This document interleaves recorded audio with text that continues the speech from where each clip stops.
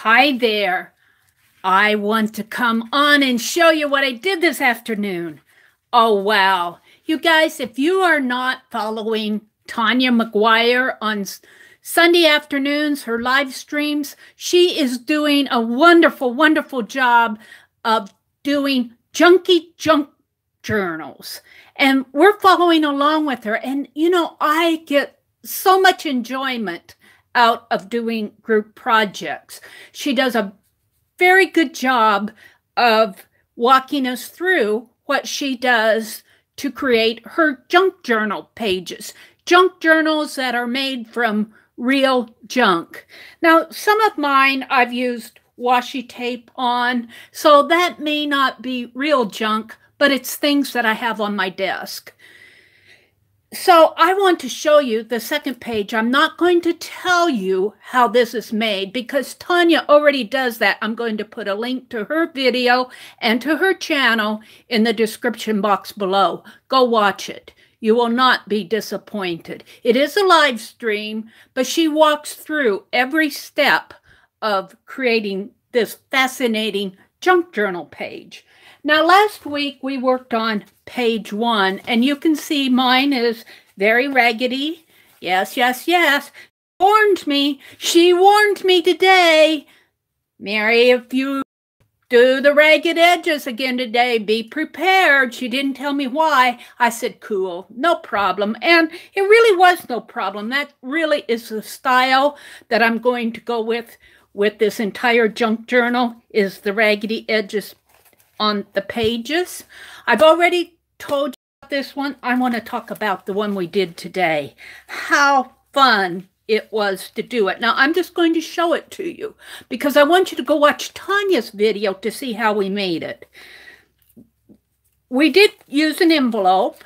She says, get your junk journal envelopes, get junk journal text paper. She gives you a description of what you need for next week if you want to follow along next week. And she gives you a description of what you need for this week in her description box. And if you look back on her last week's video, you will see a description of everything you need to make this. And everything you need is everything you have, which is really fun. But this is my first page. Now, these are pocket pages, and I did make tags. I sat and listened while she talked, and that's what I found so fun, because usually I'm talking and trying to create and trying to watch chat. It is so enjoyable to sit down and work through a group project with somebody else who's leading it. So thank you, Tanya, for the really fun afternoon. I'm going to pull my tags out of here for now, and we'll go back and talk about them. But here's my pages, and as you can see, we've used text page. You can see right in here some of the envelopes in there. We did some stitching. Oh, that was fun. And we made pockets. And I happen to have my pockets on the outside because that's where I want them. I folded it specifically so my pockets will be on the outside. And we have focal images. I used a castle. I used a little girl image here. I used a pillow image right in here because I love the colors on it. I used one of the Tim Holtz paper dolls, an old car image, a leopard, which is kind of out of the norm for Mary, but it was a fussy cut I have. And here's another little Tim Holtz paper doll. And then, just because I wanted to, I have a wider washi tape, and I split it in half vertically and taped it onto the flaps of my pockets. And here's stitching I did around it. And I used both this red thread that I dyed, I think, in one of my live streams. And then I have some white, and you can see I didn't color this white, but on this side, I used some of Tim Holtz Distress Oxide and colored it. I think I'll come back and do that here. So how fun. And then the piece de resistance, if I can call it that, are these journal charms. Yes, Yes, this was fun to do. Now, Tanya shows you how to do these in her video, in her live stream, but I'm also going to put a link to one of my own tutorials that I did several months ago of how I created these. So, you know, great minds think alike. What can we say? So I hope Tanya doesn't mind that I say, yeah, I've done that. But this one I did do a little bit differently. On these, I folded these up several times and made more of a bead charm. And then on these, in here, that fold on the inside, let's see, let's find one here. I made them more flat, like what Tanya did today. And I think I made flat ones in my tutorial video.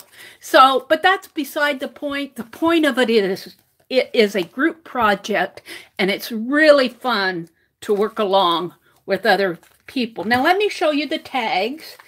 This is a tag that I'm going to use. This just happened to be in my box of fussy cuts. I've been saving it for a special project, and this was it. You can see I used the washi tape. I used a focal point image of a wagon, some ice skates. It's kind of Christmassy, but it's going to be on the back. And this is an old library card. Look, from October, I think 86, 79, I think is the earliest. And here's another one. I'm not sure. Yeah, it's the same one. When you and I were young, this was a popular book. Yeah, they checked it out and checked it out and checked it out. It must have been required reading in school. But I got this at a library sale, and this fits into one of my pockets. I think I'm going to put it right in here.